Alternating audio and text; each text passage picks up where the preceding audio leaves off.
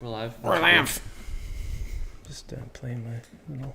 Playing your stupid freaking games. Yeah, stupid little... Yeah. Kingdom Guard. Kingdom Guard. Yep. Not a sponsor. Guard in the Kingdom. Yeah. Not a sponsor. Not a sponsor. Yeah. Right. Just trying to get my last attacks in for my lava haka. If anybody's watching, they're like, "Oh, I know that game." Yeah. Your stupid freaking... Yeah. That's YouTube? Yeah. Yeah. Got something to ask you right away, buddy. Something right off the bat? Yeah. What did the five fingers say to the face? Slap! So, today, we're going to fucking have a deep conversation about whatever the fuck reality is. Yeah. But first, let's talk about the reality of the... A little more lighthearted. Yeah, the reality of the Oscars. That was hilarious. So people are saying it was fake. No, you I think don't so? know. I don't know. Nah, I don't think so.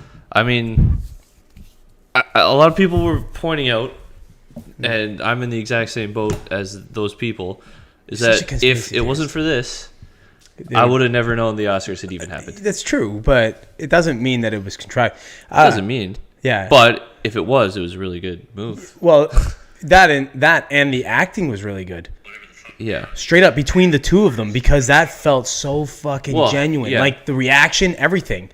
Yeah, they are both professionals, though. Yeah, but Chris Rock's not really an actor. He's a comedian. Isn't he in movies? Well, he's in movies, but he's not really an actor. You know what I mean? Like you could probably do it, especially if he's like, no, just hit me for real. I'm not saying he couldn't pull it off, but well, there is a little beef between them apparently already. There already was apparently. I don't know. I didn't know anything about anything. I just got like literally my buddy Randy's like, did you see? Like he sent me a link or whatever, and I'm like, what the fuck is this? And he's like, watch it. I saw a meme afterwards where it was like. Chris Rock smooths things over with Will Smith by sleeping with his wife. Yeah. I think it was a Babylon Bee article. That's perfect.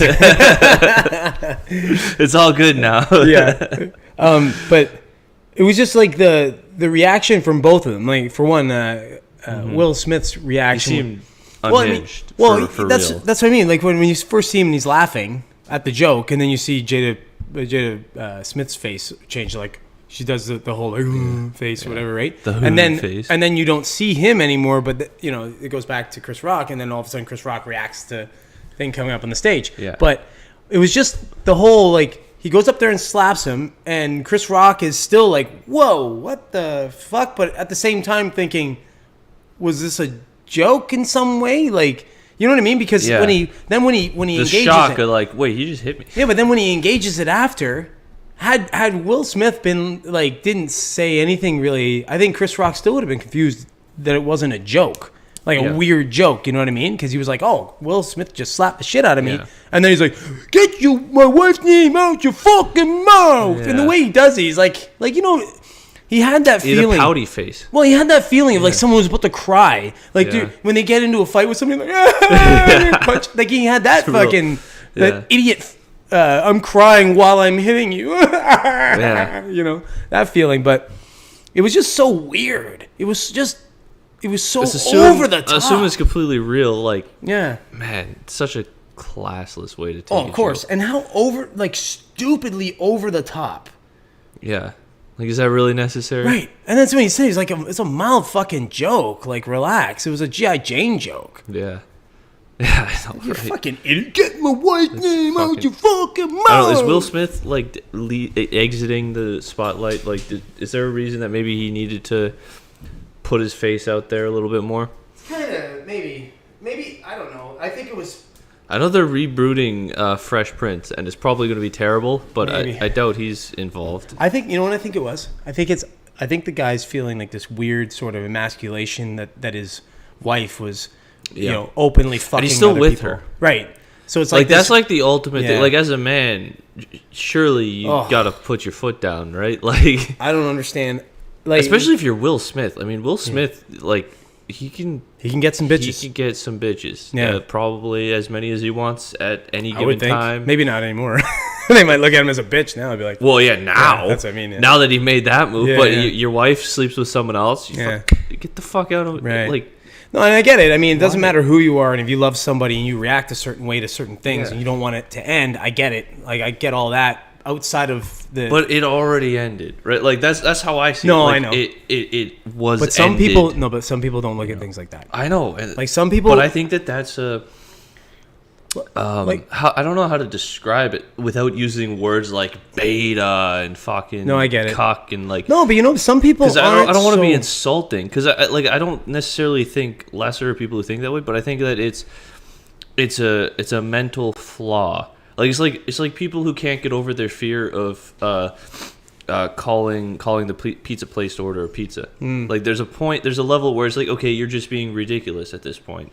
No, but I think you're missing the other point of it. Like some people don't care about like infidelity as much. You know what I mean? Like he that might not bother him. That part of it. Yeah. What might have bothered him about it was like the slight on him, like the emasculation of it, not even the act but of wouldn't it be a masculine move to own it? Like let's just like some people are into that. Yeah. Some people are into that. Some people are swingers, and some people are. I think one way or the other. I think if he went. It's funny. A news article just came up on my phone. Will Smith quits the Motion Picture Academy after the group that runs the Oscars began a disciplinary hearing against him for slapping Chris Rock. Yeah, that's funny that pulls up. But no, you're right. If he had just said,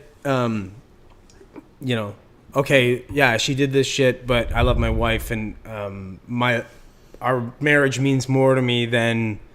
Than physical shit. Like what I was just getting at. Like some people are into that, so like he could have known about it the entire time and like okayed it and like been okay with it. Yeah. And like sure, maybe there's something emasculating to that in the wider culture. Yeah. But I feel like the masculine thing is to just own it. Yeah, me too. Be like, this is. I know what you're saying. Listen, this is what we do.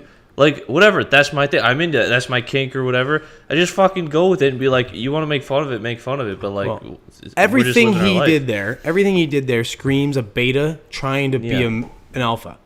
That's another interesting. You know what I'm saying? Like not an interesting. Like, but it's another angle that I thought of. Yeah. Because like Will Smith, he got really famous really young. Yeah. And so you wonder like. He was a teenager, but so like you don't really know what his early life was like. Yeah. But he very well may have been coddled his entire life. Certainly, once he got that fame as a teenager, he's now the shit. Like Will Smith is the shit, even to this day, and that does something to you as a person. Yeah, right. Not having any kind of pushback, always getting what you want. But I think either way, like if I think you're kind of either an alpha type of person or you're a beta type person. And again, that's no slight against betas. Or like to say an alpha is the best, betas. Right? I know. But it's no slight. It's just the way you are and the way you carry yourself. Like the only reason why I consider myself an alpha at all is just because, and it doesn't make me any better. It just means that I just have this sort of chip on my shoulder that won't allow me to have someone flex on me, that kind of thing. And maybe to my detriment sometimes, like. I might find myself in a situation where I run into a dozer and he's just going to smash the shit out of me because I decided I was going to flex back on him when I should just say, no, all right, you got me type thing. But I'm too stupid like that. It's like a dog, right? Like a dog will fight. It doesn't matter. A dog will fight by instinct. Yeah. That's like my instinct. But somebody that doesn't have that instinct just innately, like Will Smith, apparently to me, because it screams to me fake. All of it. Like his reaction was contrived. Everything was like in the way that you like if you're going at somebody knowing everybody's going to break it up. You know what I mean? Right. Like you know that you're safe. It's a different thing altogether. If you and I are in a situation where there's nobody to save you. No, like it's just me and you in this room. Right. And we're going at that's completely different. Exactly. That there's like a whole audience and a security crew. Because you're like, they'll jump in and save me if it gets bad. Yeah. But it's a completely fucking different thing. If you and I are like in a fight and nobody's there to do anything. Yeah. So it just felt like that. Like he was flexing on everybody. Like, don't you fucking talk about my wife. Okay. Well, like it just felt so fucking phony. You were like, joke. What? Yeah. So that's why, like, even for Chris Rock, you can imagine him, like he got slapped and he's like, okay, what am I supposed to do here? Number one, I don't think Chris Rock is in any way like a fighter type of guy. I think he would just And he's not even posing as a fighter right, exactly. type That's of guy. what I'm saying. He's posing as a guy performing at a show, Right. wondering what the fuck just That's happened. what I mean. So he gets slapped, Yeah. and like in his mind, he's going, "What am I supposed to do here? I just got fucking slapped for making a joke." And like when he reaches back out, and then he yells what he yells, then he's like, "Whoa, relax, man! Like it was just a fucking joke." Like, Yeah. like can you imagine how crazy in his mind? Like he rolled off that amazingly. I thought, like he's like, "This might be the best night in TV history." Like like what do you say? And then he went just right back into like monologue and shit. I thought, wow, what a professional for one. Yeah. Can you imagine his face fucking hurt. He's probably going to make a lot of money in the next year or so. Yeah. Just because you're going to sell out. I mean, not that Chris Rock isn't selling out theaters and everything now, but now people are just going to want to go and see him. And because he also didn't do the press charges thing and all that. Oh, like, yeah. Like, so people are going to respect that too, which I respect too. I think he should civilly sue him though. I think he should make that slap cost him $50 million or something. Like, I don't know. There's ever make a it a very situation where expensive it slap. costs that much, but yeah, charge him money for Sure, it. it could. In a civil suit, why not? Fuck, go after him for $100 million. They'll settle out for 20 or something. Yeah. I guess we're dealing with a lot of money when we're talking about Will Smith and Chris Rock. He's got to be. Will Smith's got to be worth. Well, actually, it depends on not what $1 billion. I wouldn't say. It depends on what his Fresh Prince deal is. Yeah. At this point, that's syndication. Like, does he get royalties still, or did they buy him out? I would bet he probably does. Yeah, but at the same time, I feel like as a teenager, look it up. You know, look it up. I'll bet she's worth like $400 million. I'm going to say $400 million. $400 million. Yeah, that's what I'm going to say. He's somewhere. I mean, that feels reasonable. Yeah, somewhere in that range. Because he's done a lot of other stuff too that made a lot of money. He's done some really good movies, right? Like some real big movies that made a lot of money. I think the that's pretty close. CelebrityNetwork.com. Will Smith has a net worth of $350 million. Yeah, I figured somewhere in that neighborhood. Yeah. So he's got the money to pay it. You know, and what I didn't like is like right away, you know, he gets on stage and he's crying after when he accepts the award, and he's crying. He says nothing about the slap or any of that shit. He's just like this kind of babbling, weird, incoherent sort of thing he's talking about. Oh, like the dad. I was playing like the dad here, and like, what are you fucking talking about, dumbass? Just say, look, man, I'm sorry. Like I overreacted on that. You know, like you hit a hot button for me or something. Maybe I just wanted to show that, you know, I had my wife's back or whatever. But I don't know, man. It's funny, and we're gonna see endless memes. Our buddy Gizzo said Will Smith recently came out about having a gag reflex when he climaxes to the point of puking. There could be some closet homosexuality at play here, where Jada helps him keep up appearances. I like that theory. That's good. Listen, that's as good a theory as I've ever heard. That explains the outburst. Yeah. Because if it's touching on something that's a little more real that people don't know about, that you know, a little under the skin, actually getting under the skin. Yeah. Of, Will Smith there. And then he looked like you know, his whole like shaking thing when he was saying it. You know, that explains all that, right? Yeah, that does. Yeah. Yeah, I would say this guy's got a theory. This guy's got a sound theory. He's got a theory. Yeah, we're gonna run with it. We're gonna go with that. That's not a conspiracy theory. I think that's it. I think he's nailed it. Well, yeah. Speaking of conspiracy theories, let's get into the main meat of this podcast. Ooh, the meat. We did that. Yes. So you wanted to talk about this stuff last week. This, well, nothing specific. The more out there, esoteric-y, mysterious elements of reality. We've talked a lot about this. So. I don't know. I'll let you kick us off. Was there one particular angle you were hoping to go on, or that you had on mind that kind of sparked that? Well, did you watch that thing? Yes, I did. Yeah. Oh yeah, that's right. You told me to watch. Okay, there's a movie called from 2004 or something like that called What the Bleep Do We Know? Yeah. It's got a lot of stupid parts. I forgot about the whole like where they're trying to put that story in there in the middle of it, which is so irritating. I don't like when they do it, but that is for the time too. Yeah, that and it's trying to for the course. Yeah, and it's trying to explain it in a way that's like relatable to almost anybody, I think. I would just rather a documentary where you're just talking. I'll briefly about shit. Summarize the main points of the movie.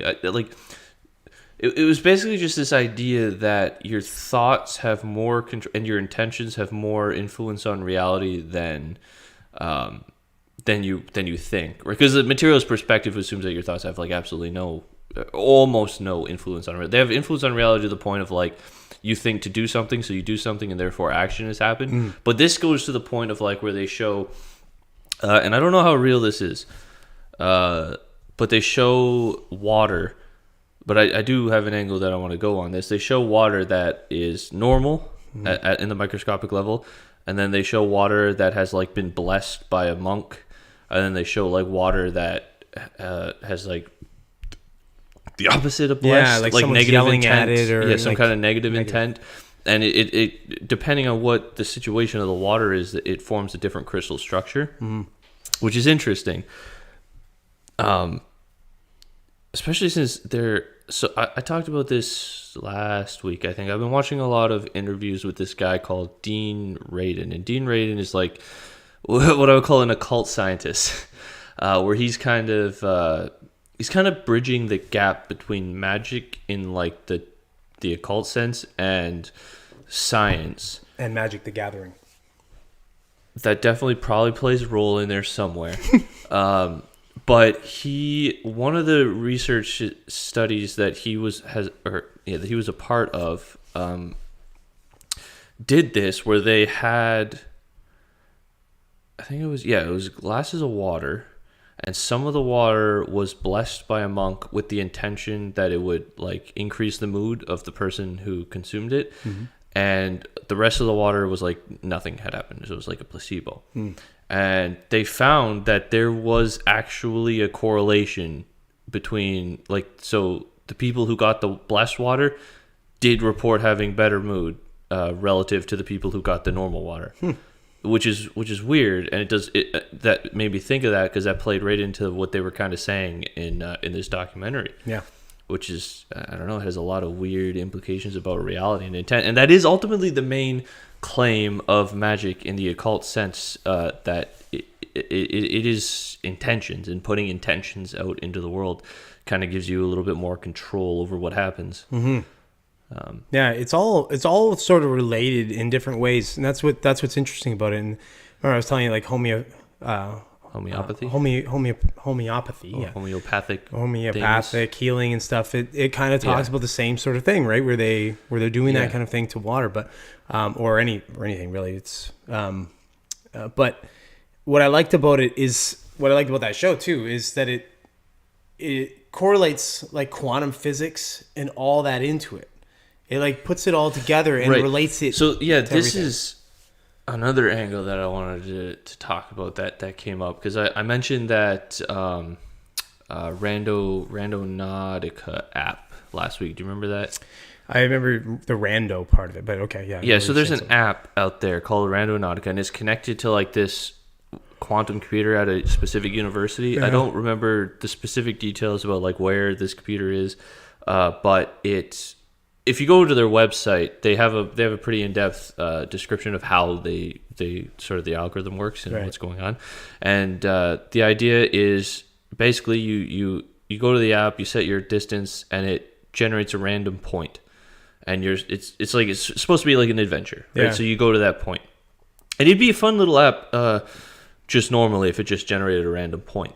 But what's weird about this app is that, and again going to that quantum level, and maybe there being some interconnectedness to everything in reality, you're supposed to have an intent when you generate your location.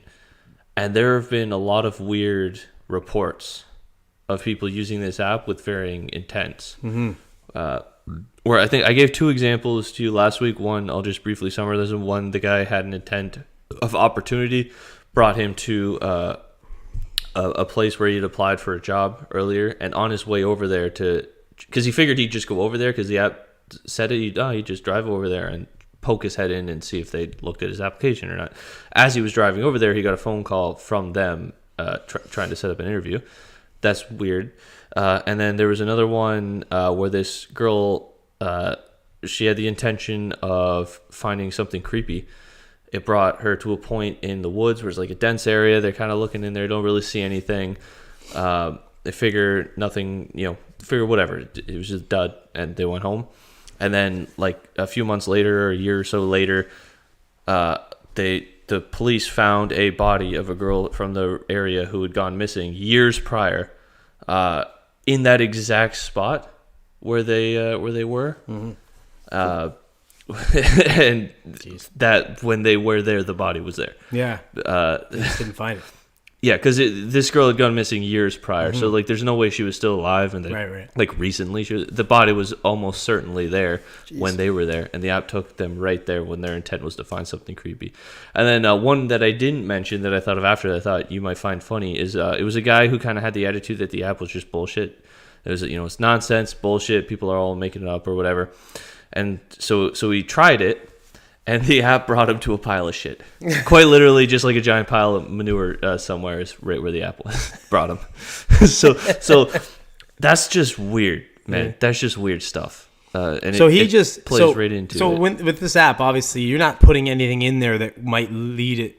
You're just pressing a button to just a button. That's it. I think there's like 3 levels. Yeah. One's a little bit more in depth. It's not like something like like cold reading. If like somebody is able to like pick out some information about something that hits it hits true with you, but they've asked you like 17 questions. There's no questions. It's nothing. It's just a button. You just like pick your level. It's like level 1 through 3. That's funny. It like costs tokens, and then. And then a couple tokens for you here and a pile of shit. And then it generates a random location. There was another one that was weird where it was a guy who he wanted something unexplainable. Yeah. And it brought him to like this field in the middle of nowhere where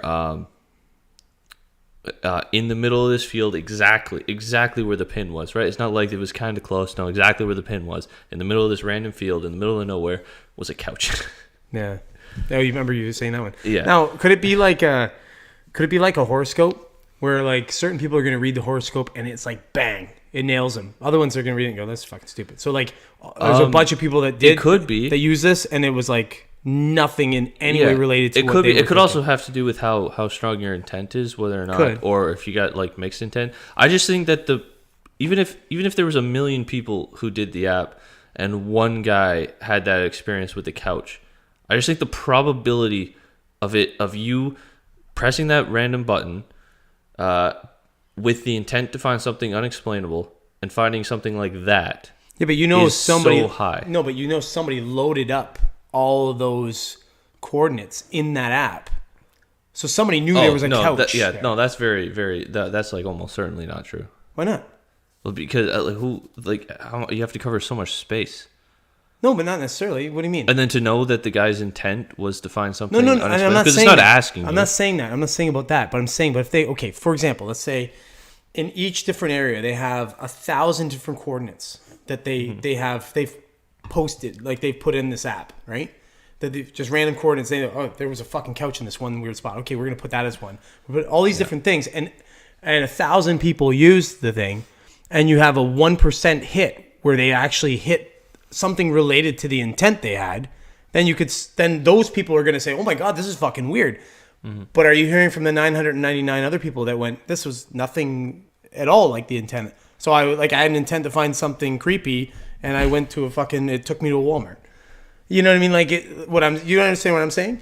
Yeah, I think that's just really, really improbable. And also, it doesn't. But why is that improbable though? Because you're talking about the entire world now. So, and then you have people on all random sources. So the team that's doing this has to be vast over a huge it depends on area, how this app and they works. have to be going everywhere. And then, but also that's the extraordinary one. If it's an absolute random generator and it does nothing, it has nothing stored in there, and it was just like an absolute like bullshit, just picking coordinates out of a fucking hat essentially, but they're not loaded into the program, that would be different. Then that is what it is. But how do you know 100%? Well, they break down the algorithm and how it supposedly works. Okay, well, I mean, all right, if those answers, those questions, it doesn't. Yeah, like it doesn't. It just doesn't account for everything. Like you could say something about they found a couch and so they put it as a preloaded coordinate, and then you got a low probability that it's going to send that guy. I get it. To the couch. I understand the low probability of it, but what I'm saying though is the probability isn't zero. And are you hearing from everybody that's used the app? And like if you had let me finish the thought. If you said my thought let me finish that thought. What thought did I interrupt? I was going to mention there are things like someone will want like something creepy and it brings them to a place in their, so obviously this is in their town. So now if they're preloading these things, they're in every town, where it brings them to, it was like, the one that comes to mind, it was like a mailbox with a house number, and it was just house number 666. Like weird stuff like that. Yeah, but somebody could load that into the program. So if you and I are working together and we're trying to sham somebody and you're doing a card trick or something, you're like, hey, just randomly pick a card. And I just pick a card and you put it in, you fuck around, you do something, and you got somebody else working over here to put the card against the window. And I just say, whatever card is put there, I just say, yeah, that's the card I picked. It was the King of Hearts or whatever. You know what I mean? Like it doesn't, unless it's, you have to trust, number one, the people that are using the app to be honest about it. If, number one, or number two, you would have to have enough people disclosing and saying, like, let's say like 1,000 people used it and 500 people or something said, hey, this was exactly what, this is relative to what my intent was or whatever. Then I could say, all right, then the probability is ridiculous that this would be somehow contrived, you know what I mean? Or like somehow that they've actually put this together. This would, this random sort of thing. But if it's only like, say 1%, randomness and luck could account for that. Like there's only a certain amount of different sort of intents or feelings that you could think, right? You understand what I'm saying? Yeah. Yeah. Yeah, I don't assume that everybody's lying. I'm not assuming I don't assume that everything is a sham. And the point is about the wider scope and the wider claims. And this app is supposedly sort of, I guess when you're using a quantum or quantum generation of some sort, using quantum mechanics, it kind of goes back to the idea that quantum mechanics somehow plays a role into this. This much broader claim that intent has some grasp on reality. And this is just something that seems to be playing into that. Yeah. Listen, and I'm a big proponent of that. I do believe in the power of intention and all that kind of stuff, right? I've told you that a number of times. So I'm just playing devil's advocate here to say that this program, like I know what a lot of people would look at it that way. Like anything that's sort of outside of tangible, people want to try and pull it apart in some way, right? And I'm not saying that I wouldn't even say tangible. I'd say outside of materialist dogma. There you go. Materialist. It's a little bit better because I guess the point, like, do we have any grasp on reality? I don't think so. Because I don't know that we do. I don't think so. I don't think we do. Yeah, like I think the evidence of that is just perception. You and I can be in the same fucking place. And the same thing is happening, and we perceive it completely fucking different. I've seen it so many times. You see it in politics. It's like there's two movies going on, right? But it happens in like just the simplest sort of thing, where like an event happened, and two people had the polar opposite experiences, and you go, "How the fuck weren't you there?"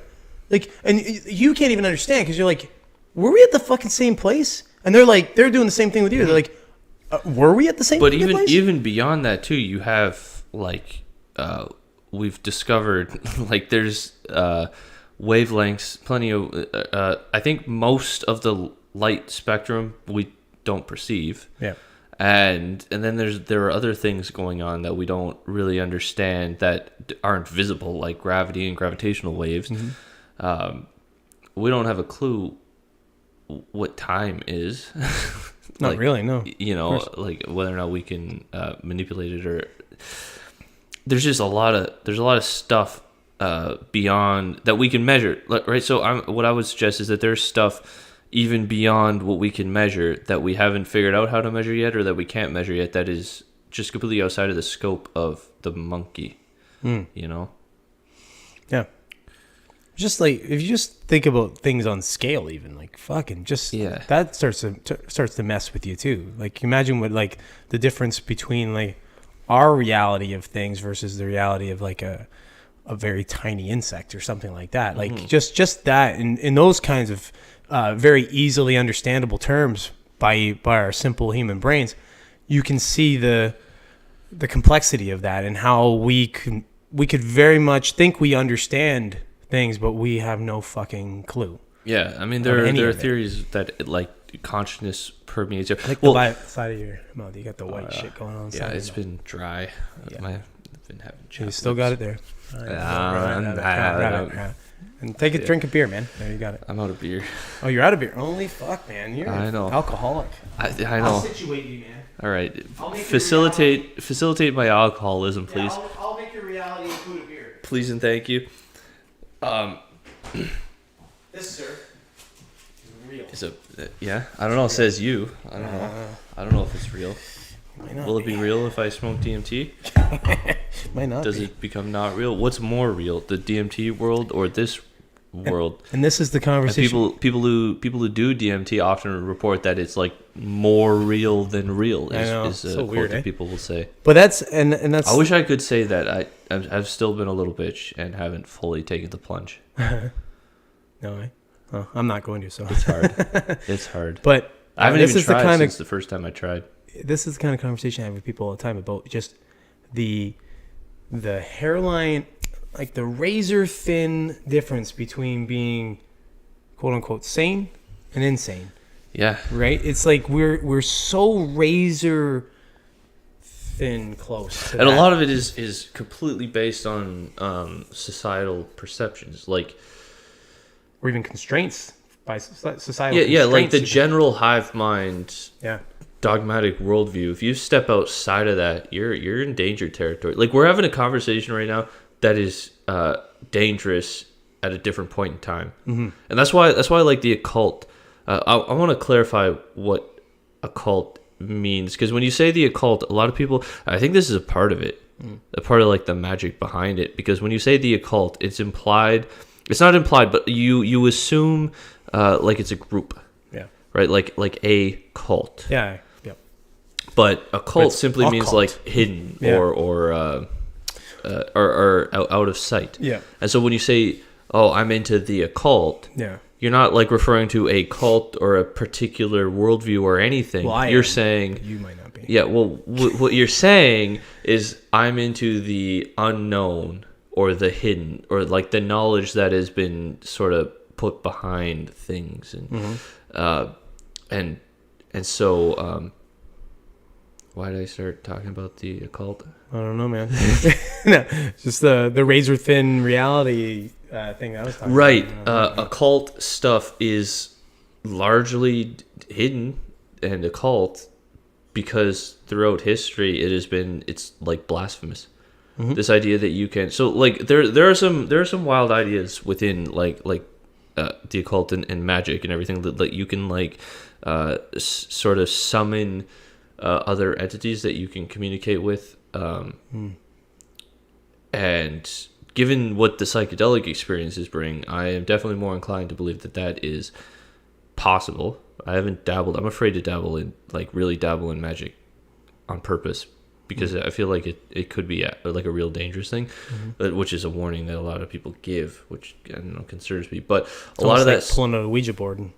Yeah, I wouldn't fuck with a Ouija board. I would honestly not fuck with a Ouija board. I don't want... People have said, like... They say that things can come through the Ouija board. Yeah, when people say that. I view everything with an eye of skepticism. Yeah. But, I don't know, when you've taken psychedelics to the level that I've taken and you've seen some of the things that I've seen... It becomes a little more plausible that there are conduits in our world that can maybe bring things into our reality, or not bring it into, but like call them to your place, or maybe make them visible to you. No, they're not. They usually don't. Almost never are visible. Well, I'm saying, some people claim that they are. Some people claim to see spirits, and people claim to see all these kinds of things. But that's what I'm saying. That's the minority of people who experience the spirits. I know what I'm saying though is that whole idea. Right? Like, what you'll get is people pull out a Ouija board, and then all of a sudden there'll be like poltergeist activity in their house, which is a little different than like, oh, now there's a guy standing at the door, which happens some of the time, but that's like a subset of it. Yeah. But some of it could be in their mind, some of it might not. I don't know. Like I don't know. My mom used to claim that she would experience demons and stuff like that at times, and I don't know. Like she's dead now. I can't challenge her. I definitely experienced a demon once. Did you? Yeah. was on psychedelics, but it was definitely like something malevolent that was external to me. And I know this because, well, I'll tell the story. I was on a lot. It was a big dose. And there was something, when you do these doses, sometimes you don't see it directly, but you get a sense that like there's something else there.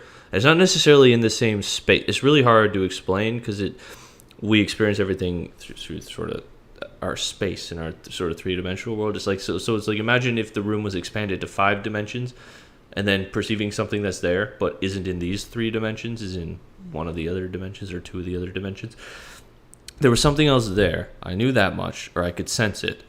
And then in my mind, I all of a sudden, this is why psychedelics are dangerous, I think, to people who are not of sound mind. And I definitely wouldn't encourage doing high doses without being sure that you can handle it, and even doing low doses without someone experienced around to sort of help you. Because what happened in this state is, in my mind, I just had these thoughts that I knew were not mine because I've already confronted this and dealt with it. But there were thoughts of like, oh, you should just kill yourself. You should just, there's no point. You should just kill yourself. And I knew that having the experience, I knew like, okay, that's not me, because I've already dealt with that. And I don't, I know that that's not my thought. And it was weird as fuck because I knew it was external and there was something malevolent doing it. I think that stuff is possible. Yeah. I think it can maybe grab onto people who, psychedelics is obviously is like a conduit that some of this stuff can come through, but I don't think it's necessary always, Yeah, I don't know how I feel about stuff like that, because like when you're talking about like say like angels and demons and stuff, I don't know how I feel about it because I don't really have I relate that to religion, and I don't really have a religious take on things. I think religion is largely influenced by psychedelics, going way, way, way back. And they're just describing things that you can encounter on these things. I just always think of religion as like I've said this many times before, I just think of it as a very man-made type of thing. This is just my personal feel. At least like when you're talking about organized religion, the idea of good and evil, to me that's like such a human sort of way of rationalizing stuff. Is like, oh, because this person's bad, they're gonna be punished. No, I don't think that happens all the time. I think there are a lot of bad people that don't ever get punished. Like, I think that's that's sort of, in my worldview, is everything is relationship. So you can't have good without evil. Yeah. Just like you don't have up without down, left without right. Yeah. You don't have beauty without ugliness. Like everything you need to have all these different the relation angles. To it. The relationship. How do you know what good is if you don't see bad? Exactly. There is no good without evil. Yeah. But just objectively, like you cannot. But this idea, the definitions exist in contrast. Yeah. But this idea that there's like a good place and a bad place. Yeah. It to me is like, it sounds so humanistic. Like it doesn't necessarily mean there is that. Maybe there is different places.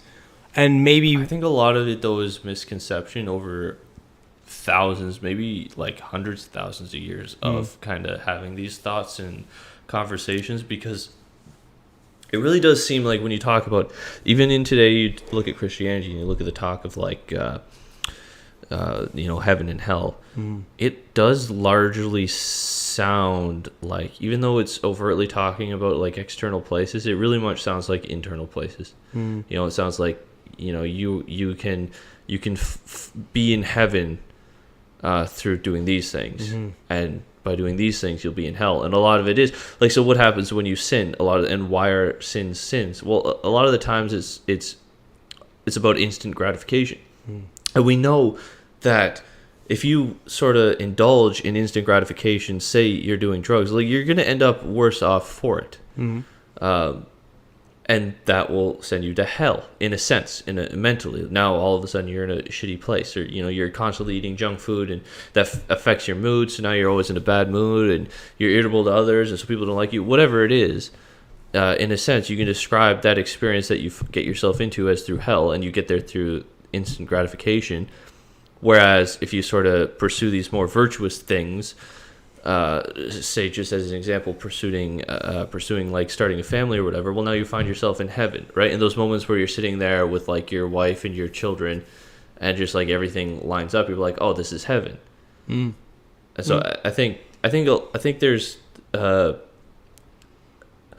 I think there's a confusion that happens from people being more simple about it and just looking at words at face value and not thinking deeply about it, and thinking about religion as like here are the rules and I got to follow them, and that's that, and not really actually giving thought to it. Mm-hmm. And that's useful.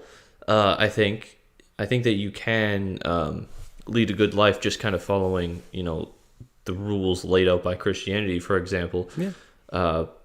But you're not really going to understand what is being said, I think, anyway. But that's just me looking into things. Mm-hmm. Largely influenced by Jordan Peterson. Probably, yeah. Yeah. That's kind of what he talks about. Mm-hmm. Yeah, I just don't... I don't know. As far as religions go, I'm not against them at all, as long as it's like they're inclusive in the way that they don't, they're not, what do you call it? What's the word I'm looking for? Persecuting. Yeah, they're not persecuting people for not following certain things in the religion. Like I say, I come back to this a lot where I talk about like homosexuality with Catholicism. It's to me, I think it's stupid. I think the idea that a man lying with another man or a woman lying with another woman, I don't see any problem with it. It's love. Love is love. Like, you love someone this way, you have this urge. I don't know. I don't see a problem with it. It's two consenting adults. Now, I mean, an urge to be with a child, that's I think that should be universal, because a child can't consent the same way. Anyway, I don't know. I don't want to get into a religion thing because it takes us into a different thing, but I kind of want to get back to the whole like power of intention kind of thing where we sort of started, but we're kind of affecting our reality from within. I think we totally affect our reality. I think I think some people are adept at it. I think some people have figured it out. And I think the people that have truly figured it out, even if they try to explain, or whatever, or they're just, they're successful at anything. And I think those people that try to explain it to people that understand it might get frustrated quickly with people when they don't understand it in the same way. Much the same way if, let's say, I'm trying to explain construction to somebody who has zero. They've never played with Legos even once in their life. Zero understanding of anything construction, and I'm trying to explain them. And at the same time, they're resistant to sit there and learn because they're trying to apply other things to that. You know what I mean? Like, so if you're trying to tell somebody how the power of intention works and such, and you are a complete understanding of it, and someone's coming back at you and going, yeah, but this sounds hokey. You're like, fuck off. Like, get out of here. I'm just going to go live my life the way I know works, and you can do your thing. Yeah, there's a lot of big picture stuff that once you kind of, that I've kind of come to understand through psychedelics, those have really like opened my mind to possibilities. I was a staunch materialist atheist before, and then I kind of experienced things that quite literally are impossible from the worldview I used to hold. And so that's like, okay, well, I'm going to have to rethink this whole thing, like what's happening here. And that opens my mind to all this other stuff. And you once you actually listen to what some people are saying, you kind of start to really think, okay, things are not quite as we're told. And so a point that I was getting to earlier, I was bringing up this Dean Radin guy who's like an occult scientist, basically, who's kind of doing science experiments around magic, essentially. And I explained, I brought up that monk blessing experiment that they did with the water. This guy brings up that the traditional view is that first you have physics, then you have chemistry, then you have biology, then you have psychology, and then you have like consciousness, right? So kind of in that order, it built up to consciousness. And what he suggests is that maybe, and a lot of people say, it's not just him, this is an original idea by him, is that perhaps first you have consciousness, and through consciousness, you get physics, biology, or chemistry, biology, psychology. And so the idea is that maybe consciousness is the most fundamental sort of thing in the universe. which if that were the plays case, it controls everything. Yeah, like it's what changes and controls everything. Yeah, it's all based on consciousness. Yeah. Which kind of goes to the old Buddhist idea. Which hits that movie that we're talking about, because remember when he's talking about how when they try to observe something happening, it doesn't happen the same way. Remember when they were doing that thing with the spec things through, and they're like, it will form this when they're the split when they're watching. When they're not watching, it does something different.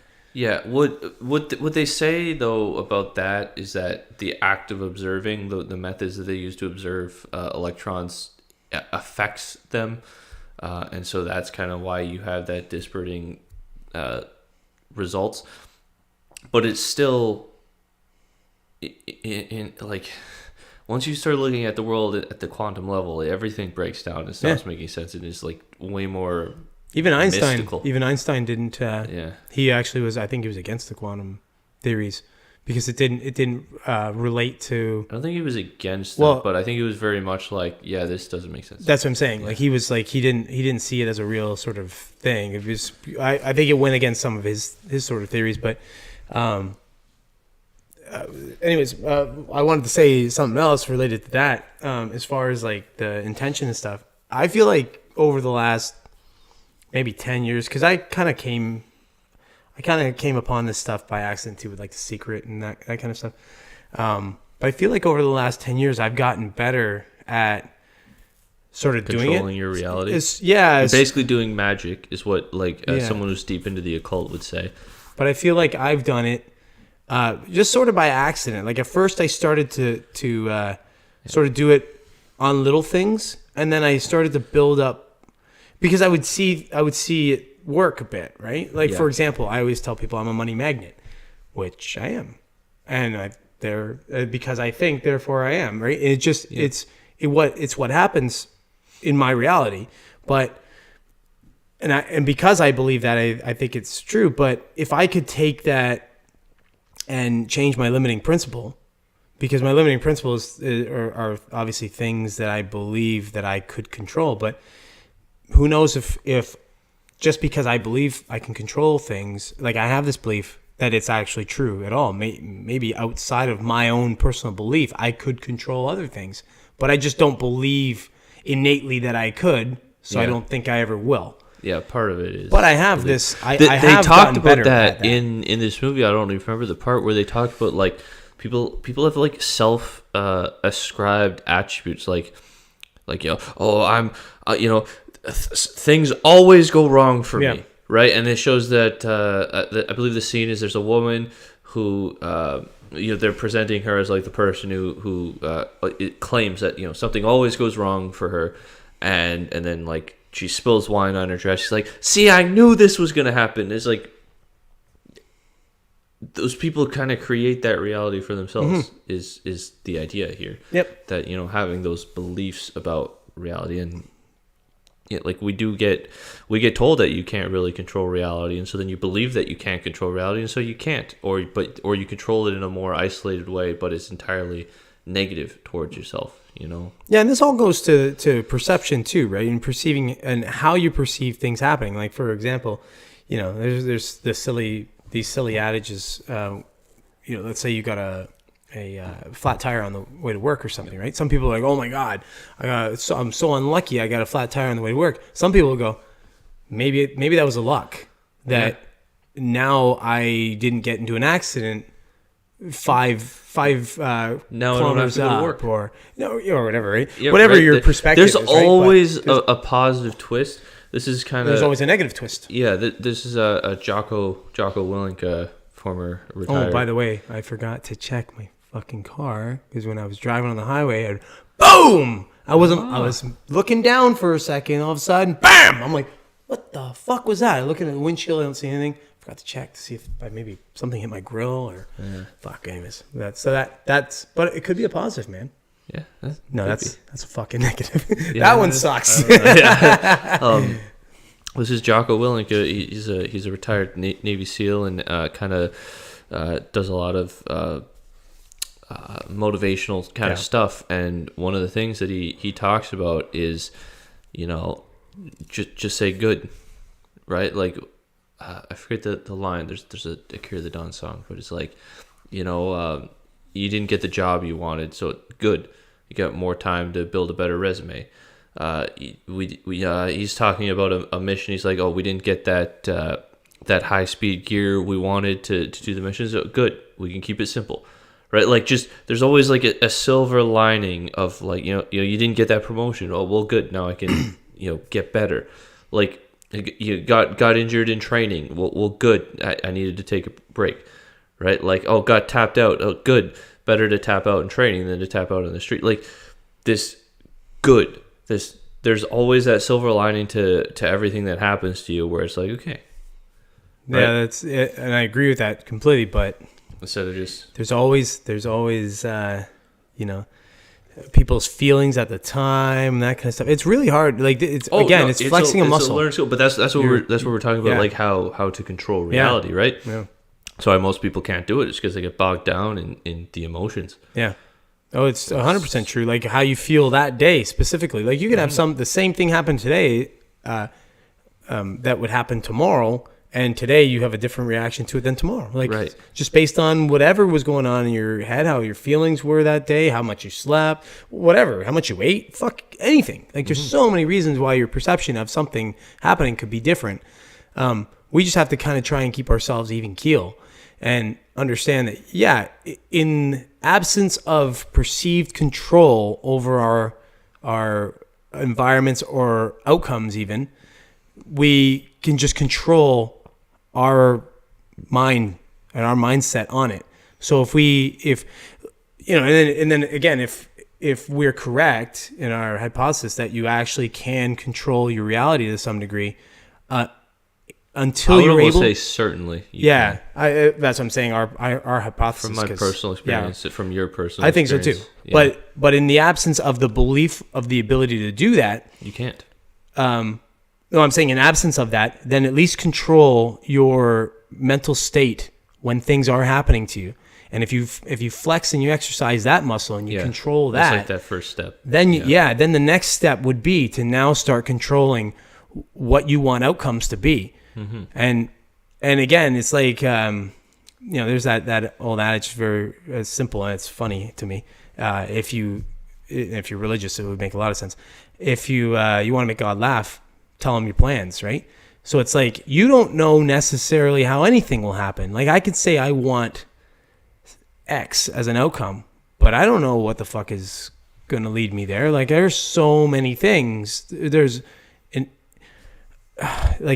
overwhelming amount of different things that could happen to bring that circumstance to me. Mm-hmm. Some seem super unlikely, some seem more direct and very likely, but I can't control any of that. So why not just control what I want, number one, and then my emotions and my reactions to the process of it, whether I'm getting directly what I want or I'm going through what would seem like hurdles and stumbles and setbacks, and then I can. But if I start taking those hurdles and stumbles and setbacks and say, this is proof that I can't manifest anything I want, well, then I'm not gonna. It's a self-fulfilling prophecy, right? Yeah.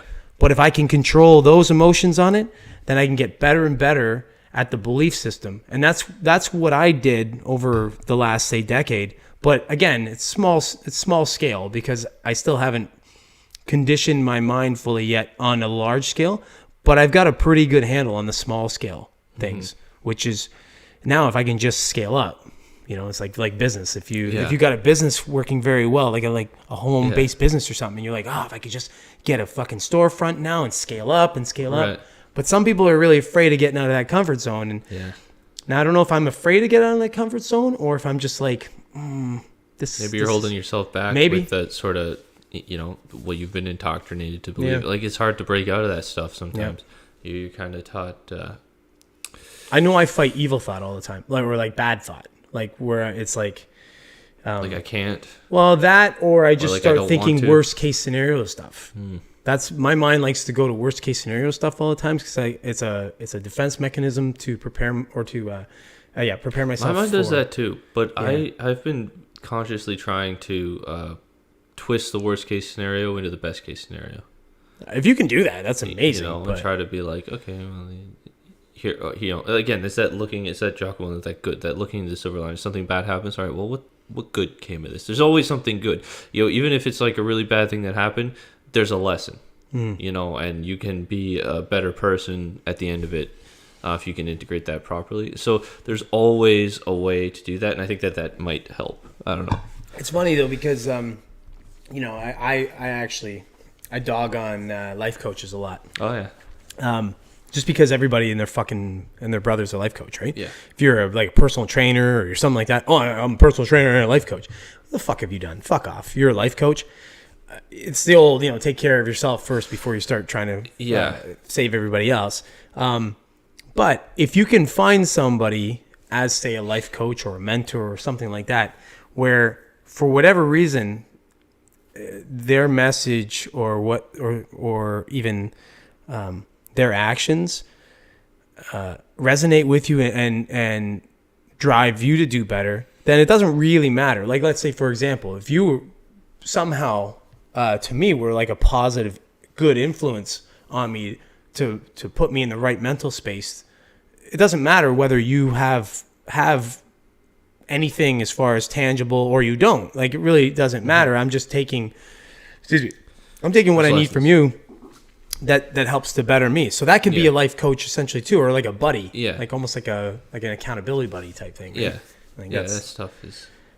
But I think everybody kind of needs that. I think there's enough good ones out there, like a Jocko Willink or even but then people like Jocko Willink, they did themselves first. They did themselves. Yeah. Jocko is an established Navy. He was a Navy SEAL for crying out loud. Right. You know, and one of the most respected Navy SEALs that's around. You know, you talk to any Navy SEAL about Jocko, and they're like fucking saying nothing but great things about him. Yeah, so that's different. That one's easy, right? It's like and like David Goggins, and it's like taking money advice from somebody who wrote a book that made all their money. Yeah, well, you get that on YouTube. You know what I'm saying? There's some interesting stuff on YouTube that I've been observing. There's a guy, Financial Education is his YouTube channel, and I started watching his videos. I don't watch his videos, but every now and then I'll see what he has to say. And I started watching a while ago, a few years back, and he does stock stuff and he builds a stock portfolio basically. And in his early videos, he'd have I don't know, he probably had maybe a couple $100,000 in his stock portfolio. And that's what he was doing his videos about. But because it was a big enough number, it gained enough traction. And his portfolio has grown substantially since then. And he said some good plays, like he was buying Tesla when it was, at $200 a share, right? Yeah. And so, there are some good plays in there that made him some money. But I am fairly certain that most of his wealth came from YouTube. Yeah. Which was generated by flaunting these numbers around, my 6-figure stock account, all that stuff. People come, they look, he makes money from ads. That's where most of his money comes from now. Yep. It's different than that somebody who made their money somewhere else, and they're kind of teaching you the secrets of making money, and then they happen to make money teaching you the secrets. That's fine. Yeah, some people are like that. Yeah. Everybody should be paid for their time. But there are channels who are almost faking it until they make it, and then they make it because they faked it, right? Buddy, everybody kind of does that. Well, not everybody should say, but the majority of people do that in different things. Like when I was an advisor, when I was first starting off as a financial advisor, sure, yeah, I faked it until I got a little bit of a book behind me and all that kind of stuff. But but people, and that's fine if you do it in the way that you're not completely phony about it. If you're completely phony about it, and then how are you going to unphonify yourself? It becomes your identity. Right. Now you're a phony. Like people look back and go, oh, well, this person made all their money basically lying, and now they're trying to legitimize themselves. They aren't. Yeah. You could do it. You can make a bunch of money selling drugs, take that money and legitimize it. And then say, oh, yeah, I made all my money in the restaurant business. Yeah. No, you didn't. You made it all fucking with drugs. That's how you get started. Yeah. And then... we all know once you have enough money, it's kind of easy. Yeah.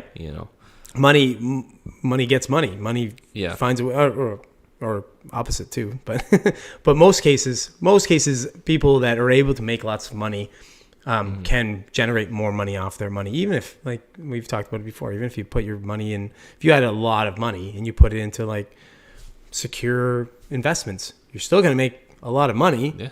You're just not going to make as much as you could. 5% a year on dividends, easy. Yeah. Yeah.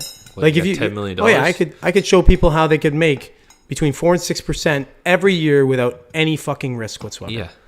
Yeah, it would be zero risk. I mean, the only risk would be zero risk. Be like 0.01%. Well, I'm saying when I say zero, when I say zero risk, I obviously there's no such thing. But I mean, like it's so minute that it's really not risk. 99.99% chance that you get that 5 to 6% a year, basically. Yep. And that's easy. That's fucking. What are you playing with in there?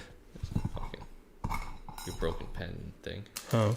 Stop it. It's making noise. It's probably sounding fucking irritating. It probably is. Probably sounds irritating on that mic. But I did like certain things about that what the bleep do we know? Yeah. Because I like that it does entangle the idea of quantum physics with just reality. Quantum physics was kind of like new as like mainstream in the mainstream conversation. It was kind of new when this movie came out. Now it's like old news, like quantum mechanics, okay. Yeah. Even though we still don't understand it at all. No, not at all. They keep trying to, but I mean, it's more like theories. It's just full of theories. Like now we're talking about, well, they've been talking about it, but I mean, space time and all this kind of stuff. Like as far as like space and time being sort of ubiquitous or interconnected. Or interconnected, right? But that's been since relativity. That's old news too. But it's like a weird thing that we can't, or the monkey brain can't understand, right? Because we see time pass, right? We see things, we see physical indications of time passing. You see seasons, you see the time of day changing and all that kind of stuff. And, and you can even feel time pass a lot of times. Sometimes you can't, which is what makes it funny, because if you could feel it consistently all the time, you'd go, okay, this is hard to dispel.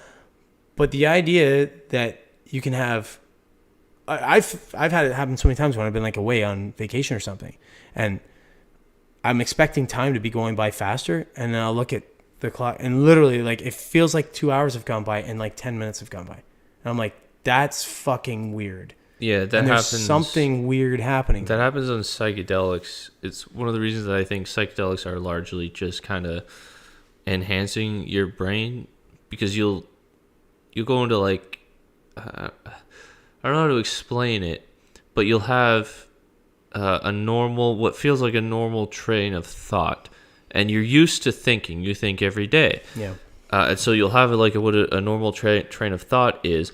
And you'll be like, okay, well, that was about 2 minutes. And then you realize like 10 seconds went by. Yeah. Because you had the same amount of thoughts at the same level of detail. Right. Just way faster. Yeah. Because your brain is working better. That's weird. We've all had It's weird to perceive that. We've all had like really long nights where like, and you're in and out of sleep and stuff. And it feels like, in your mind, you feel like you've slept. You're like, oh my God, I feel like I slept for like 5 hours, and 10 minutes went by. Mm-hmm. I've had these nights where I swear to God, the night is going so fucking long, but I don't feel like I'm ever sleeping. I'm just dozing, wake up. And I'm like, and it's like a never ending night to me. And eventually what I'll do is, most of the time now, at first I would just try and fight through it. Now I'll just get up. Yeah, just get up and do something, because I'm like, this is not gonna happen. This is not gonna work. I'm not gonna sleep. So, and then I regret it. I regret it later when I gotta do something. Yeah, when that you day. gotta like go to work or something. Like that. Shit. Then I'm like, fuck. Why didn't I just try and lie down and sleep? But at least lying down, you're not really doing it. You're still resting. You're still resting, yeah. But it's a weird thing with the reality thing, because, and that's where like you can get behind the idea that time and everything are like perceived, because your perception of time right now and my perception of time can be completely fucking different. They probably are, and they probably of are our age difference. Well, maybe right? Yeah. That's what you notice as you get older. You know, when you're 6 years old, a year is the longest thing in the world. Yeah. When you're, I'm 25. Like a year, it's not like it's fast, but it's not what it used to be. For me, it's like it just kinda flies by. Yeah, it's just like another thing that happens. So it's like as you get older, it just yeah. I still can't Faster, believe that faster we're it feels. over 2 years in COVID. Yeah. Like for me, it's unfucking believable that 2 years time. have passed by. It doesn't seem like it's been 2 years to me. But at the same time, it's starting to feel like COVID's been here forever. But it doesn't feel like 2 years to me either. It's very weird. Time is a completely weird thing. But for me, the word or the weirdest is when like I'm on vacation or something like that. Like I find, like people say like island time and stuff. I find like a day will just drag on. Luckily for me, because I'm having a good time too. But it'll drag on, and I'm expecting that it's just gonna fly. And then at the end of it, and I get home, I'm like, holy shit, that week flew by. You know what I mean? Yep. But at the time, it didn't feel like it flew by at all. In the moment, it felt like it was dragging, which I was loving. Like at the time, I'm like, this is great. Yeah. But then you look back and go, holy fuck, that week went fast.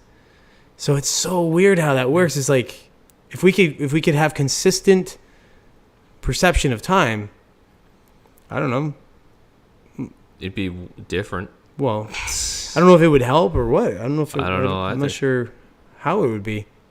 Be different. That's it. Yeah. It would be different. It would be different. Well, here's another more esoteric thing: synchronicities.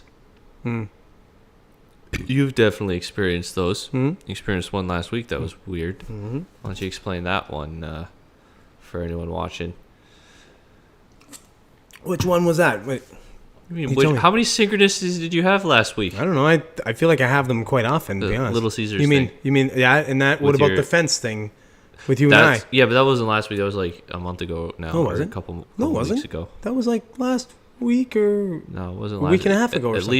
At least... Because we just talked about that on the podcast. At most, we talked about it, I think, 2 podcasts in a row. I thought we only So talked I think about it's it been last at time. least 2 weeks, maybe 3 weeks. Oh, I don't know. But yeah, but the pizza thing was fucking weird. But that shit happens with my sister. Yeah, but that's weird because you guys are twins, and there's a lot of weird stuff that happens with twins. That kind of stuff happens more often. It's so not But okay, so so often. we'll explain the synchronicity at first. Well, yeah, okay. Well, I mean, the instance it's what very happened. mild. Yeah, what the instance that happened was I just happened to be out before the podcast, and I was like, I'm gonna get something to eat, and happened to be your birthday, and I thought, I'll grab some pizza. And oh shit, I don't have enough time. So you know what? And I was right there. There was a Little Caesars there, and I went, oh fuck, I haven't had Little Caesars in a while, and I'm sure you didn't. So I was like, I'm gonna grab a Little Caesars fucking pizza. I've been like, I don't know, the last time I had one, 8 months, 9 months or something like that or whatever. Like I don't have them that often. No, you're a Domino's guy if you're getting Domino's. Yeah, exactly. I've seen you guys get Geno's. I'm a big time Domino's guy. Yeah. Anyway, so then I'm eating that, and then my sister calls while we were doing the podcast, and I didn't answer, and then I text her back, and she texts me, sorry, too late, because I got Little Caesars. And she hadn't gotten Little Caesars in the same, like a long time, right? Because it's not like your go-to at all. No, right? So it's not weird that you would get pizza. I mean, on any given weekend, you might get a pizza. Yeah. The fact that you would get a pizza from the same place, independently, when it's neither of your, like you just wouldn't normally get Little Caesars, is just kind of weird. Yeah. And then there's another synchronicity that happened between me and you, where Alex is a terrible builder, and he built this gate that doesn't work. I guess it works now, kind of. Still doesn't close very easily, but it kind of works. Just for anyone watching, Tyler's gonna be looking for a new place to live. If anyone has a room, please reach out. Tyler just got evicted. So this gate didn't work in the winter. It was fucked for months and months, right? So it wouldn't be significant if it like was the first week since you'd built it. For months and months, this gate wasn't working. Alex was procrastinating, doing anything to fix it.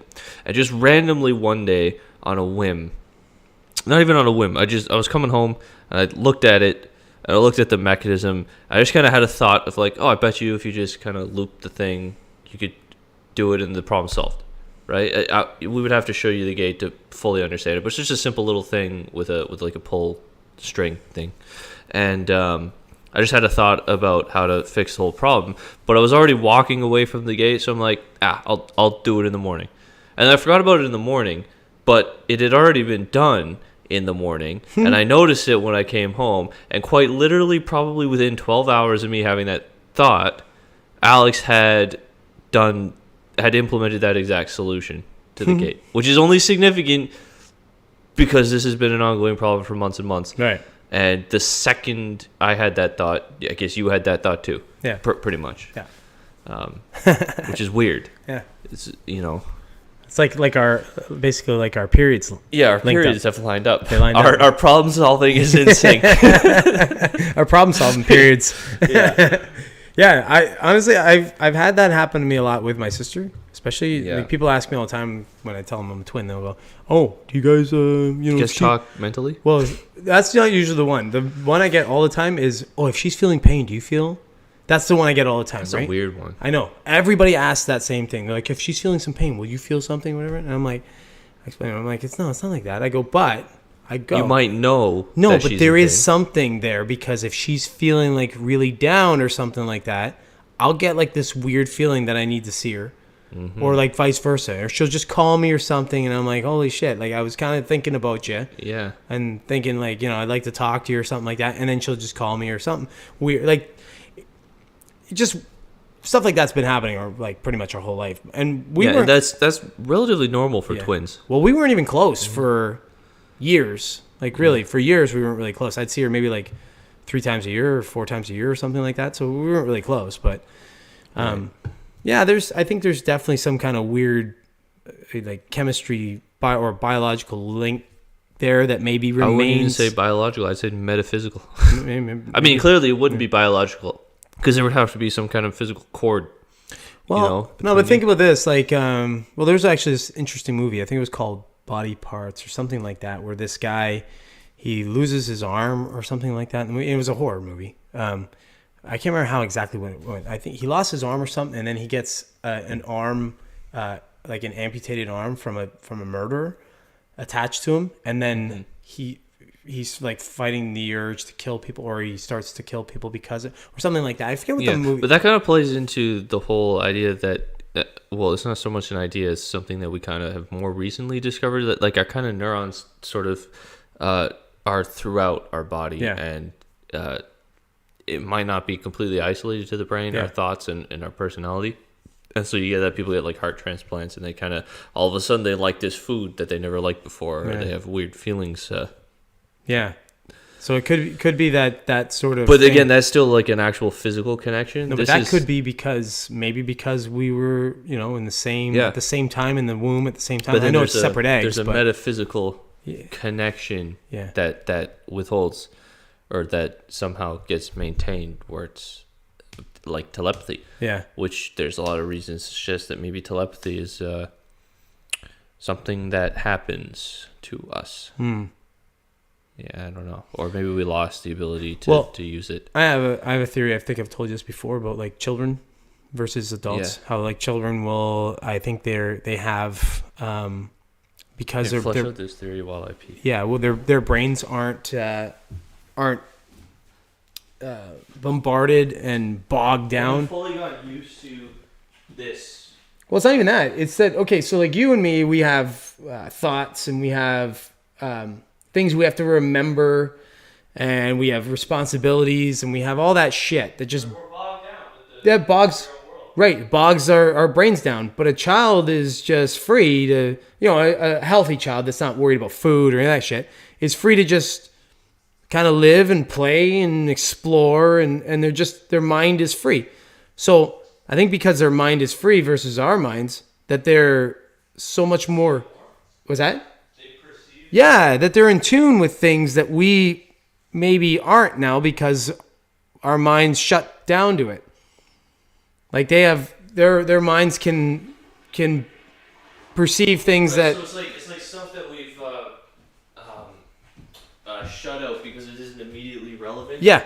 To this material world that we need, because again, like having the monkey brain the way it is pretty critical for survival. Right. Right. We can't be sitting there, communicating with the elves. If there's a lion over there, because the lion's gonna eat us. Well, the elves can't save us from the lion. Yeah, the whole thing that humans can very easily spot facial features or like faces in inanimate objects and stuff. Right, we're like evolved to sort of see faces. Right. So like you look at something, you can start to see where a face would be. Yeah. It's that whole idea that we had for survival, we had to constantly see where our predators might be coming from. That happens on psychedelics, which I think plays to the role that to the idea that psychedelics are enhancing the brain. Like my bedroom door has a face now. Yeah. Because I saw a face. Now you can't unsee it. Yeah. Once you see it, it's like it's. Yeah, there's another face that more recently popped up in the floorboards. That's the one I drew. No, I drew that one. You drew it. It's beyond your artistic level. It looks like an old lady. So you think? I bet you if I pointed out to you, you'd probably see it too. Don't. What's that? Don't you fucking point it out to me. I'm gonna point out the face. Oh yeah. The door face you might not see if I point out because it was really. I'm gonna start blowing like fart can smell around here. To drill a little hole. Yeah. Like, oh, for fuck's sakes! That'd be hilarious. I'll drill a little hole right down to where you sleep, right where your head is, and I'll just like squirt you. You're like, the fucking something drip on my face. Yeah. What the fuck is going on? Imagine tormenting somebody like that all the time, and you didn't let them know that you were doing it. Like you were so like just constantly. Yeah, so deadpan about it. Like you'd question me like there was like a drip or something got me while I was sleeping. I'm like, really? Oh shit, man! Hold on, let me check out. Yeah, no, let me check it out. Fine. Yeah, no, it's good. What the fuck could have happened there? I put like you were dreaming. Yeah, exactly. When you're showering, I put like a little fucking electrical wire there that I just turn on. Everyone's like, "Ah, you got a fucking shock." You're like, "Jesus, what the fuck was that?" Every time I shower, I get a little shock. I'm like, I don't know what the hell it could be, man. Shit, man, that's not normal. I just torment you over and over just for experiments or my own sick amusement. All my sanity holds up. How's your perception, buddy? Yeah. I perceive myself. Oh, I just spit myself. Needing a beer. That's myself needing a beer. How about you? I got like half a beer. All right. Well, you're not getting one yet, then. All right. Your reality is half. My reality is I still have beer. Why'd you bring up faces? You had a point, I think. Oh, I was just saying the fact that we're able to see. So we see that kind of thing as a necessity for survival. We no longer, when we get older, and our brains get clogged with all this stuff, as we perceive as a necessity for survival. Like we have to remember to go to work. We have all these different things. Oh, I have this thing to do. I have this responsibility. I have this. But a child doesn't see that. I think that pulls away from our maybe telepathic abilities, but definitely intuitional abilities. At the very least, there's So there's a podcast called the Mysterious Universe Podcast. I've brought them up before on here. Very interesting podcast. They talk a lot about this esoteric-y kind of stuff. And one of their episodes, basically, a lot of their episodes are kind of like they'll read a book, and some of them are like way the hell out there, and like they acknowledge that they're out there. They're not reading this stuff as like, oh, this is true in reality. They're just trying to be entertaining. But some of them do delve into like, oh, maybe this is like there's something to this or whatever. And they were talking about this. I'm pretty sure it's a book that this guy wrote from. I think the events happened in like the 80s or the 70s or something like that, where it was this guy who was a scientist who had heard about, I think it's in Malaysia, he had heard about like this tribe in the rainforest there that was just kind of like completely isolated from everything. And he's like, oh, I want to go and see this tribe and talk to these people because apparently you could do that. And so he did that. He went and looking for this tribe. And the first sort of weird thing that happened on this experience is as they're kind of traveling on the path through the rainforest, there's just someone there waiting for them in the path. And they're like, oh, hey, they recognize them as like one of these people from this tribe. And they're like, oh, hey, we would like to, like if you're the tribe, and the guy's like, oh yeah, and he brings them into the tribe, and he's like, oh, so what were you doing on the path? And the guy's like, oh, I was waiting for you. And they did a whole hour podcast, and I'll try not to just ramble on and on and on about the varying things that happen, but ultimately, what seemed to be happening with these people, like, so when they say like I was waiting for you on the path, apparently what was going on is they were just kind of quite literally almost blindly following their intuitions. And so one of the people in the tribe, a lot of days would just go and wait on the path, and they didn't know why they do it. They just do it, and they go, oh, I guess I'm going to wait in the path. And then when someone came along, they that's when they were like, oh, that's why I'm waiting on the path. I'm waiting for them. That kind of thing. I like the way you say it too, by the way. That's why I was doing it. That's what I was doing. That's why I was doing it. I was waiting for them. And they did weird things like they just kind of knew, like they didn't really spend a lot of time getting food or hunting. They just kind of, again, through their intuition, they just kind of always knew where the food was, and just would go out and they'd get in and they'd come back, and pretty much by noon every day they had done everything they needed to do, and so then they just kind of hung out and lived. And another weird thing that they did was every morning they would sort of meet up, they'd kind of group up, and they'd talk about their dreams.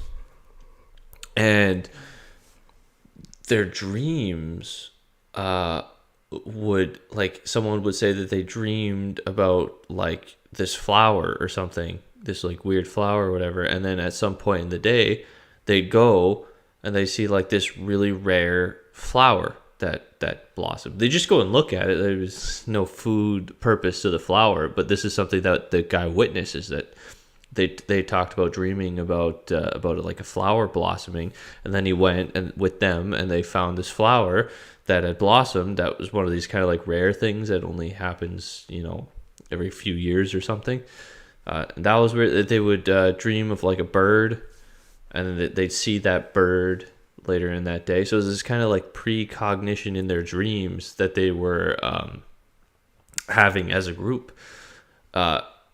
And it's just kind of this whole story of this guy's experience working with this tribe kind of spoke to this idea that maybe human beings have lost our intuitional touch, so to speak, to where like we have what we would call supernatural abilities, where like to some extent we can see into the future and we can kind of use our intuition to guide us for various things.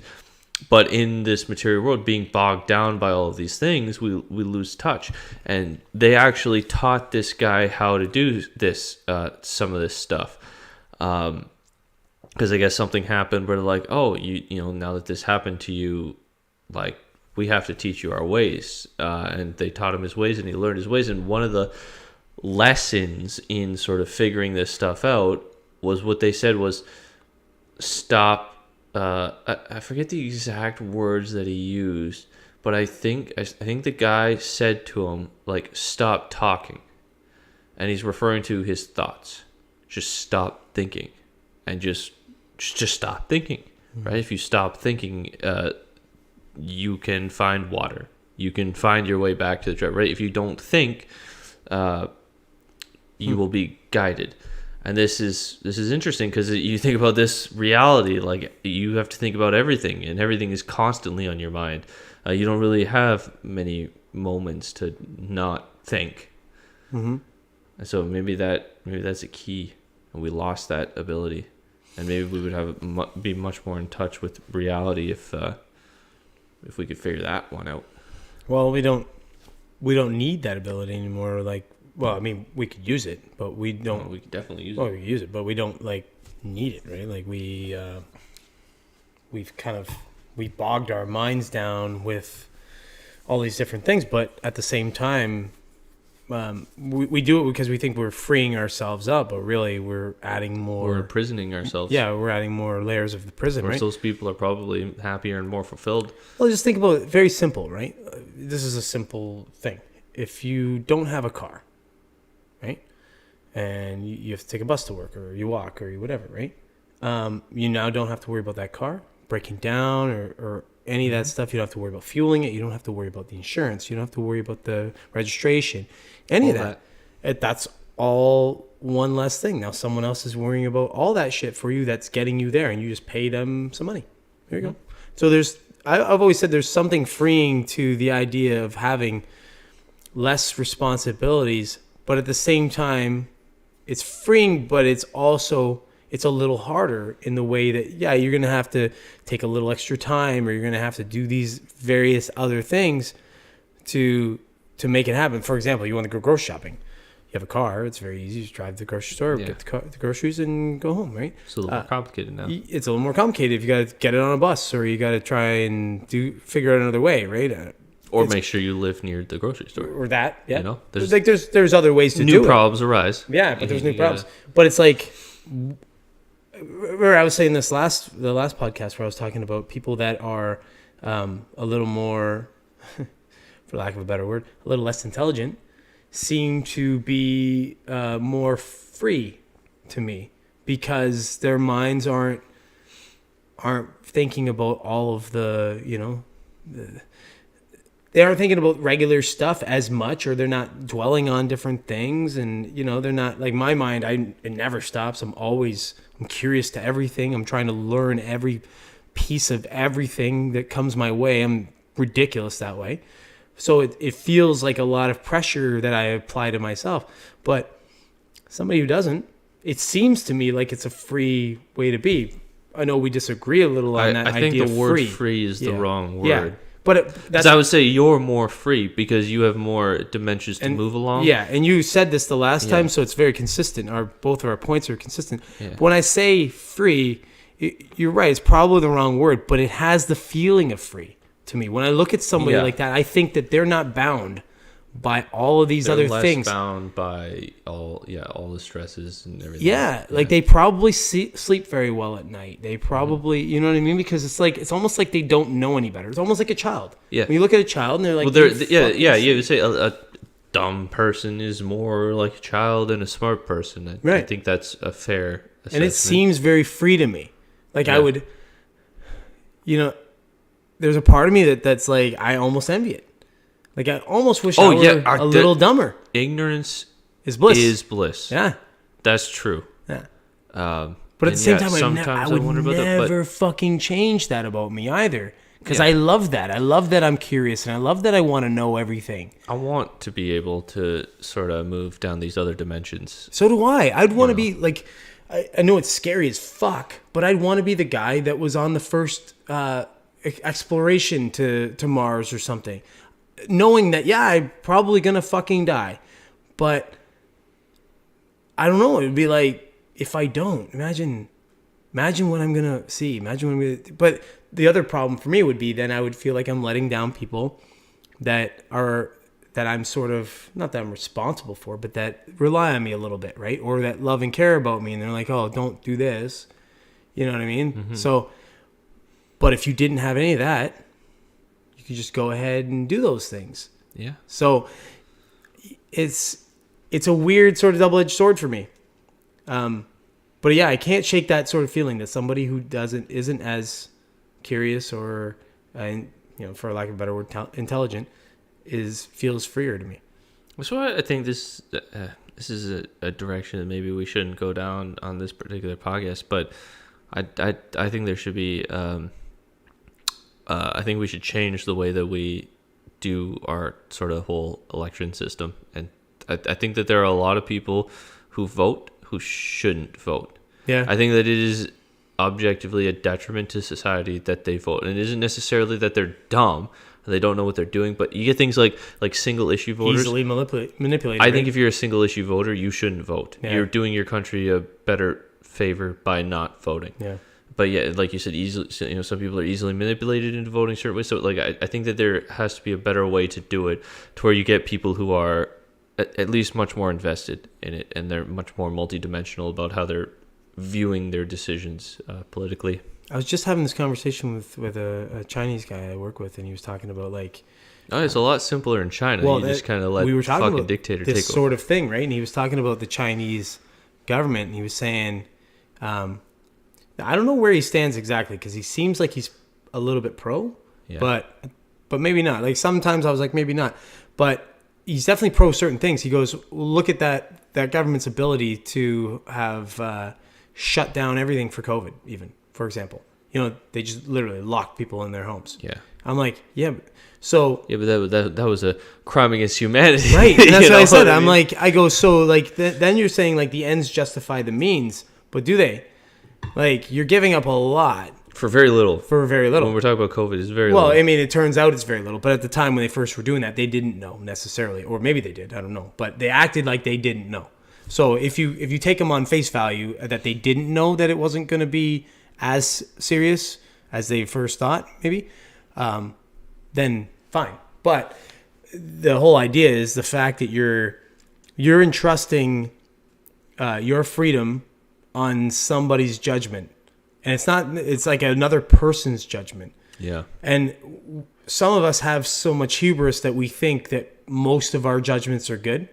Me included. Yeah. I'll be honest with you, I'm guilty of it too. Yeah, no, I could just run society. Because, yeah, in my mind, I think I would make...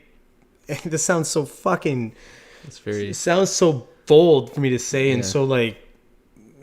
whatever, but I'm going to say it. I'm going to be truthful. A lot of times I think, I can make decisions a lot better than most. So if you left me to make decisions, I would make the best ones more times than most. That's the way I feel about it, right? So yeah, maybe I'm cocky or whatever you want to say, but I also have track record to say that I have been right more times than I've been wrong in a lot of different things. So, that reinforces my belief. But I also live in the idea that I'm just human, and without collective information, I'm basically useless. Like I have such a narrow, minute understanding of anything in a broad perspective that for me to say I can make decisions for everyone based on my limited intellect is so silly. Yeah. And I don't think I'm that stupid to think, you know what I mean? So I know I'm not that stupid to think that. So I know I need a collective mindset to be able to here's an interesting thought to bring it back to more esoteric-y kind of stuff. There's an experiment done where they had a bunch of monks. I think it was in Chicago, or it might have been DC. Monks and yeah, bunch of monks. Doesn't seem like somewhere you'd find a lot of monks, but all right. They got a bunch of monks together to sit in one place and meditate for a period of time. In a big city, you mean? Yeah, in like DC or something. Yeah. They got them all together for an experiment. The premise of the experiment is like, well, maybe if we have this sort of meditation, this mental intent on the location, we see like a drop in crime or something like that. And they did this experiment, and that's exactly what happened. I forget the numbers. They might have had like 1,000 monks sitting in one place meditating for like an hour a day, but the crime rate dropped significantly, like enough to make a difference. Towards like, okay, this is having some kind of impact, which is weird. Which brings us back to this idea that maybe there is like a connection to nature and reality that we have completely severed, that we need to build back up. That maybe is like a key to like the Egyptians' longevity, in their society. Maybe they had that sorted out. I mean, a lot of magic does go back to ancient Egypt. Mm-hmm. Actually, it starts in ancient Egypt with like Hermes Trismegistus, I think is his name. The Hermetic principles. Mm-hmm. I wonder. This is kind of an interesting thought. I wonder if you could get like almost like a think group together, where you would get like-minded sort of individuals to get together on a regular basis to try and manifest things. Yeah, as a group. Yeah, that'd be interesting to see if it had any effect. I think that's happening actually. Yeah, I think that's what you see in like magic and occult and witchcraft. I think that on a deeper level, that's what you kind of maybe have happening at events like Bohemian Grove, right? Maybe you have elites doing that, and they're not. It's not necessarily like restricted to the elites doing it. They're probably there are other groups in places. I think they do that. I think there are like occult groups that do that. Remember that guy? Do you remember that dude? What was it? can't remember his fucking name now, but he was a he did a couple books on it. It was always something they don't want you to know. I can't remember exactly, but one was like the truth about such and such that they don't want you to know. Okay. I can't remember the guy's name was, but he was like a fucking infomercial weirdo guy. Anyways, he released this thing. He released one of these self-help type things out. I can't remember the exact name of it, but it was basically, it talked about the power of intention and all that kind of stuff. But what he would talk about all the time in this thing, I listened to it the one time. I think I got it free on one of the dark websites, and he talked about that there were secret societies and stuff, which we know existed. Of course, there are. Now we don't know necessarily if there still are now, but I would suspect there are. Almost certainly. Yeah, almost certainly. But I mean, but there's proof that there were back in the day when you look at the. There was a period of time where they were like, it was like the thing to be a part of a secret society. There were like a whole bunch of them doing weird things. Yeah, but I think it was like the 1800s. Oh yeah. I've the Knights Templar and all these different societies. I forget what's the one big one I'm trying to think of. Illuminati, and there's another Freemasons. One. Freemasons, that's the one I'm thinking. But anyways, he was saying that they still exist, and that they are, and he was trying to claim that he's a part of one of them, and they were. This guy, like, it's hard to take anything he says serious because he makes Donald Trump look like Donald Trump speaks the truth all the time. You know what I mean? Like, he's that kind of guy. Like, it's all shystery fucking shit. Like, he's a snake oil salesman, right? Yeah. But some of the stuff he's saying, like, even considering the source, seems very legitimately plausible. Like very, very possible, if not completely plausible. But he talks about that with all these different societies, and that they will teach each other the ropes, essentially. But only a select few. They'll take them in and show them how things work, and they'll work with them, and they're almost like this sort of groupthink, where they're controlling a certain level of everyone, essentially, right? So there's these guys on YouTube. They do a podcast called the Occult Rejects, and they both. I think one's username is New York Patriot or NY Patriot, and the other is Flux or something like that. Anyway, both these guys have a similar story where they were kind of a part of like some sort of secret society kind of group, and what they realized as they were sort of going through the levels of their secret society is that yes, they were having like real magical experiences and to a certain extent learning how to do magic properly. What they realized is what was happening is the secret society, the leaders, they weren't really interested in teaching everyone below them like the real meat of the stuff. They were just kind of using them as like conduits of energy for their own bigger sort of magical projects, right? And so it was kind of like this idea that maybe you get somebody at the top of a society, like a pyramid, who gains a lot of power because he's able to manipulate all these people below him to kind of direct their energy at him. That's something that he can then use, and he can use their direction. Very.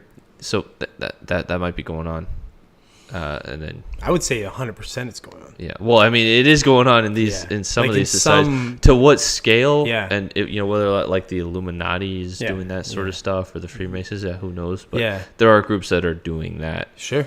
And who knows what they get? The World Economic Forum.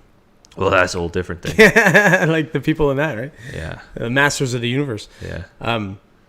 Yeah.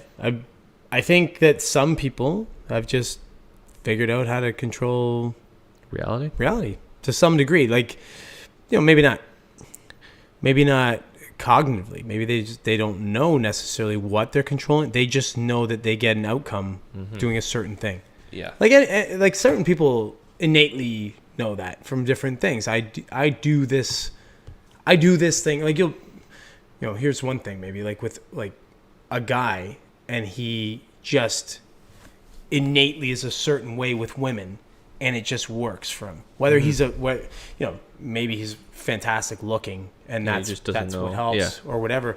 But maybe he's not even fantastic looking, but he just has a certain thing about him that just works, and he just does it innately. Like he doesn't even know why he's doing it. Just happens. But it works. This positive reinforcement loop, right? Yep, exactly. Yeah. Yep. You do it. It works, and you get. It's kind of like what happens with me. Like I said, like as far as me feeling like I'm a money magnet, because I feel that way, it seems to happen. Like it seems to come to me. Could be why it happens, right? I think it's self-fulfilling, right? It's like so, and the only way to sort of explain that. Well, I mean, not the only way, but one of the really good ways to explain that is that you have some sort of grasp on reality, or your reality. You have a grasp on reality, but the thing that we're getting at is that reality is not. Well, that's what I mean. As it is presented necessarily. Yeah, like your perception is different. But it's closer. Yeah, it's closer to like truth than this materialist dogma that we kind of get thrown at us. Like the idea that there's like set realities of any sort is kind of funny in a way. The whole other idea that like every time you make a decision, you split reality. So literally everything that can happen is happening at all times and will happen. Yeah. But it's kind of funny that we accept this idea. Excuse me. Accept this idea that there is like this continuous one reality, and we're all just a part of it. Is kind of, it's funny that we just agree to that. This is because it kind of seems like that, and like the idea that there are others, it gets into like woo, and then woo is very no in our society, and it's frowned upon to think that way. So I think that's why a lot of people aren't really thinking very deeply about it. Yeah. And one of the ideas that I've heard, I don't think this is mainstream at all, but I was almost about to frame it that way, is that so you get every time you make a decision, right? So everything that can happen is happening and does happen. And so the idea is that you can hop between these realities sort of consciously, and sort of use your intent to sort of be in the universe that you want to be in. Right. Exactly. Yeah. You make a decision here, and it leads you to a different reality, essentially, that's going on simultaneously. Where things are going the way that you want them. And conversely, if you're doing something, you're thinking about something or manifesting something in that reality that you don't want, you're now in a different, so it's kind of, that puddle jumping is happening everywhere. Yeah. Yeah. Like, and it's constant. It's not like, it's all nothing is static. So many, nothing is static. It's all over the place. Yeah. Yeah. So, and there's the idea of the block universe where it's like time doesn't really exist. It's just, like it just is the whole thing, all of it, and we're just kind of experiencing a portion of it. Yeah. I don't. It's so funny when you start getting into stuff like that, because like when you start to really delve into it, it makes so much sense. Like the ideas, like it starts to fill in other puzzle pieces of holes that that reality can't explain, like our known reality can't explain. Yeah. Right? So like you can't explain synchronicities with scientism. Right. Or anything. You can't explain instances of telepathy that people have. Yeah. You can't explain just like sometimes things like just kind of go away that doesn't make a lot of sense probabilistically, Yeah. So I try to wrap my head around it. Tiny monkey brain. Yeah. Well, I'm a rational. I try to be a rational person. So I try and look at everything through that lens, right? The rational lens, right, but it's the rational lens. Really what you're doing is you're trying to maintain social credibility amongst other people. Yeah, yes and no. So it's you're right, but I mean, even when I'm just trying to rationalize it myself, Yeah, but I'm I think staying that in this. I think that it's very deeply rooted in this kind of not wanting to deviate too far from whatever the mob says or thinks.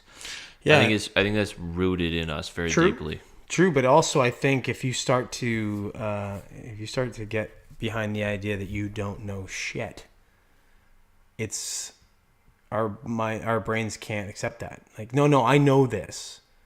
Yeah, no, you don't really. But that's what wisdom is. Yeah, Wisdom is knowing what you don't know. Yeah, but it's so that. But you're right, and it's so hard for you to be wise without wisdom, right? So time passes, or whatever passes. You get older, or you don't. Maybe you get younger. Who knows? Right, but time conceptual passes, right? It seems to pass, and you seem to get older and all that, and this reality that you're living in, you see all these things and you question all these things, and you gain wisdom from that time period, and then you're able to sort of look back and say, oh, I didn't know anything, or I don't know anything, and that kind of thing. But at the time, you think you know, but you don't, right?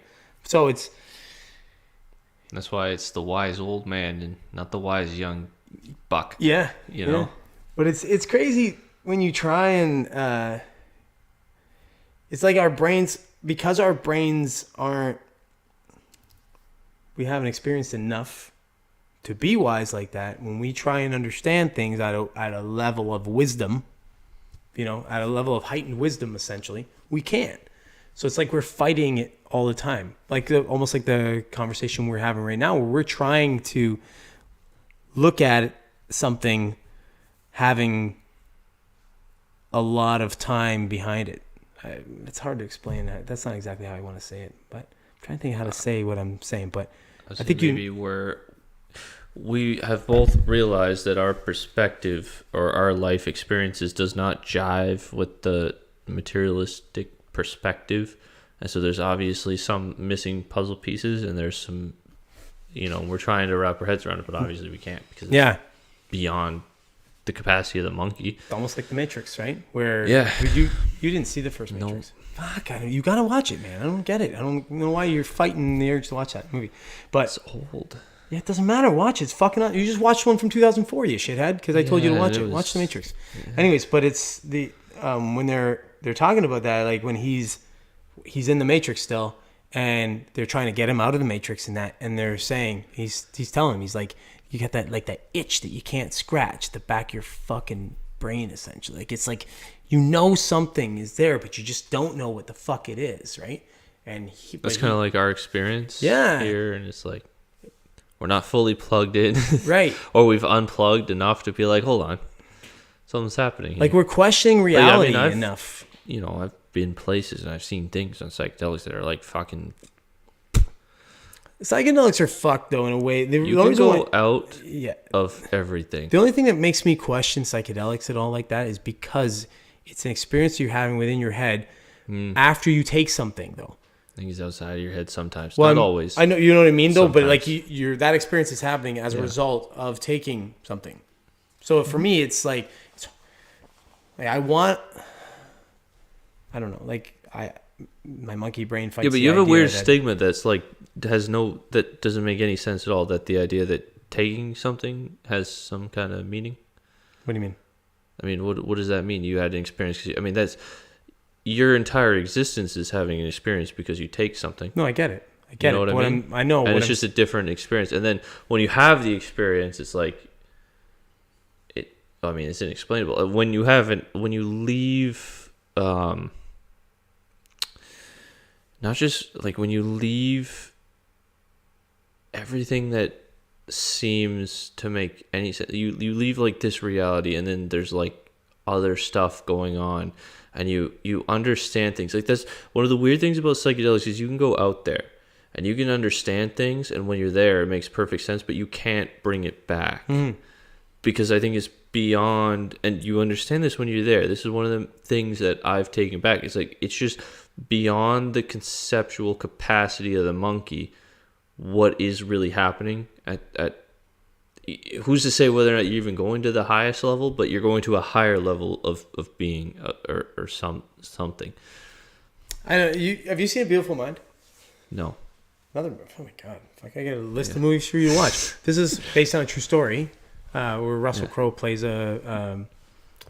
he's a professor. I don't know exactly what it's physics or something like that. But anyways, he's a professor, and he's schizophrenic, and he starts to see people. Like it happens early, like in his 20s or just after college, or I think it actually starts when he's in college. Yeah, it does, because his one buddy that he sees all the time, he ends up making this buddy in college, and he's the first hallucination.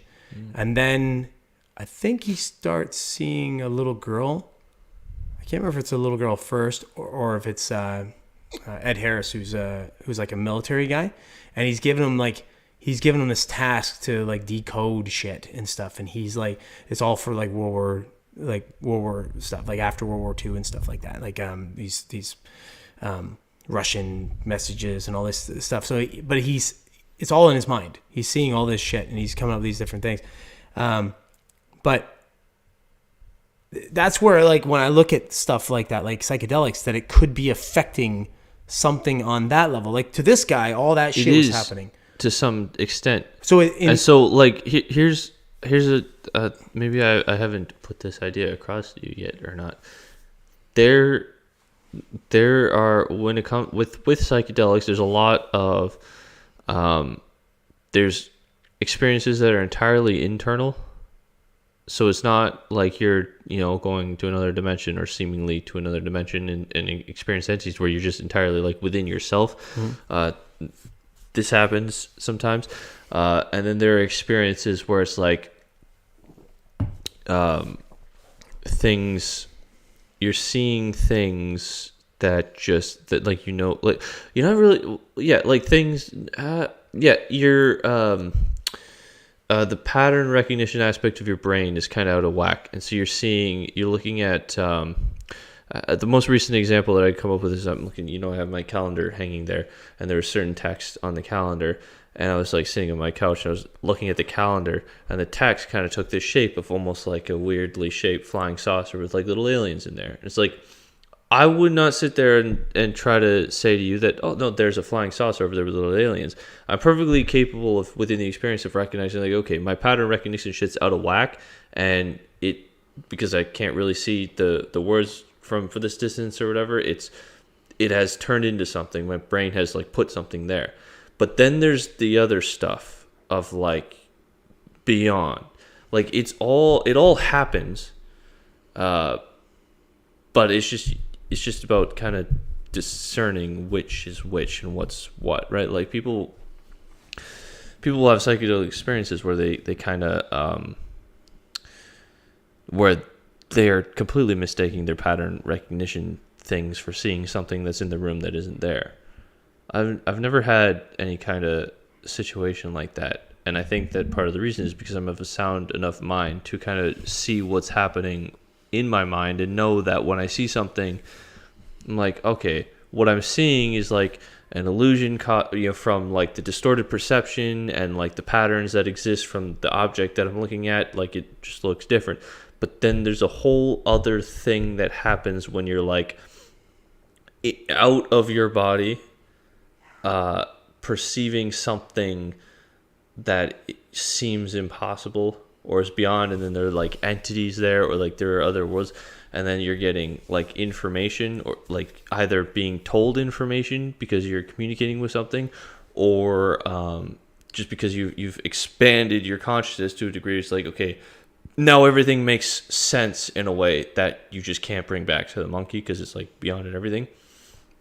That all happens at various levels of the psychedelic experiences. Like, so it's all there.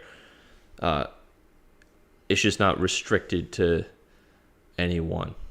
You know what I'm trying to say? Yeah, but we also dream. And dreams are weird, and dreams don't make a lot of sense sometimes, and dreams are weird. So how would you explain a dream then? What if everything you're having as a psychedelic experience is just the same as a dream? Okay. So that doesn't mean doesn't mean anything. I saw the future in my dream. I know, but you know what I'm saying? Do you think someone communicated to you the future in your dream, or do you think your mind made that up? I don't know necessarily. Well, it's possible that the mind made it up, just extremely improbable given how specific it was, and given that it's kind of it's a better, more well-documented phenomenon than I thought. There's a more lot well-documented what? Phenomenon than I thought. People precognizing things in their dreams. I have done it. Honestly, I think I told you this one time where the weird thing was I had this dream and I thought it, like, I was thinking back that it was a memory of me thinking this thing that ended up happening. It was really weird because I was like, wait, but I was dreaming. I'm sure I was dreaming. It was a conversation I had with somebody. I can't remember exactly how it went, the conversation, but I dreamt the conversation. Yeah. Almost exactly. Like, it was like, with a dream. I don't have vivid memories of dreams, but I remember having that sort of exact dream. And at first it sort of felt like deja vu. I was like, am I having fucking deja vu? But it was like way too long lasting of deja vu. Like, you know how like deja vu is like that sort of quick sort of thing. Oh, we've said this before or whatever. Yeah. And then it kind of goes away just as fast. And deja vu could be dream precognition. Yeah. Because you don't remember a lot of your the dreams. Explanation of deja vu, right? Like the scientific explanation. Is there like one that is accepted? Well, kind of. There's one that's sort of like the most plausible. I've heard one that's like your brain like misfires. You lose consciousness for no, that's not the one that I heard. So basically, what it is you lose oxygen to your brain. This is the one that's, I think anyway, from what I've read, was one of the more accepted ones, that your brain loses oxygen for just a smidge, and essentially it's almost as if you're passing out for like a millisecond, but then when you come back to, now you've had this loss of consciousness and then back to, and your brain registers that what was happened before, when really it just happened, but your brain is now recognizing it twice. Yeah, see, the explanation that I have heard is similar to that, but it's not about oxygen or anything. It's just something misfires, so you get like two firing at slightly different times. Yeah. It would be the same sort of thing. It would have the same result. Yeah, same result, yeah. We're assuming yeah. But it could also, I mean, that's kind of avoiding the idea that people can somehow see the future in their dreams, which is quite possibly real. I almost certainly. I mean, it happens too much, I think. But again, what are they seeing necessarily? Like versus, I mean, if it's like a small, right? Like I saw numbers that were exact, which is way too improbable. Well, it's not too improbable. Like, it's not impossible. Of course, it's just extremely improbable. You get people that like see like their plane crash, and there's been people that have said they've seen lottery numbers in their dream. Yeah, did they buy them? And yeah, I think there was one. Well, because there are people who practice this kind of remote viewing stuff who have won the lottery doing it. But again, you got to take this person at face value too, right? They could be the type of person making up. They're grandioso type people. So like, again, there's all these different things to put into play. And I'm not saying that. Again, I'm not leaning on one versus the other. I'm just saying that these are, if someone's making an argument, a point against it, these are things to consider. That someone could be lying, and it's not like you can disprove that lie because it's someone's word. Someone saying, oh, I saw it in my dream, and then I went and played these numbers. Could just be dumb shit fucking luck, and they won. As improbable as that is, the chances are, whatever. It's like you've got a better chance of winning the lottery, or you got a better chance of getting hit by lightning twice in your lifetime than winning the lottery. Yeah. But people still do it, despite those odds, right? So I don't know. Like, when I look at those kinds of things like that, when we're talking, let's circle it back to psychedelics and stuff. It's just hard for me, and you know this about me. It's hard for me to, because I'm a rational thinker, and you can't conceive of something that. Yeah. It is. This is the thing about psychedelics. It's like try explaining pain to somebody who has that disease where they don't feel pain. Don't feel pain. Yeah. You can't. No, I agree. Right. So in order for you to like truly have the experiences that I've had, you have to have those experiences. And even if you did, like, it isn't a guaranteed thing. Like, I couldn't just give you a huge dose of psychedelics and like guarantee that you have like some of these experiences, because it doesn't work that way. It's weird how psychedelics work. Yeah. But once you have those experiences, it's like, okay, that's weird. That's fucking weird. That is impossible. I've had experiences that are impossible by the materialistic perspective. Like you can't do that. You can't do that. Because like another thing that has happened on psychedelics that ties it to reality is the out of body experience that I had, where like I was like here, but my perception was from over there looking at me. Yeah. You know. Remember I told you I've had those. I've had those being in like a lucid sleep. I've had stuff. Yeah, it's not very often. It's happened to me a couple times where I've had these like. It's mostly when I get stuff like that. It's like mostly like feeling of so like my the weird body's thing, in like, a different spot. Yeah. Like, but no, did you actually have you physically? Is it a feeling or see? No, well, I've had that. I told you that one time where I felt like I was looking at myself from a different spot. Now, I can't remember because it seemed like a dream, and like at the time, I'm pretty sure I could see it, but now when I'm remembering, I can't remember seeing it, but I remember feeling it.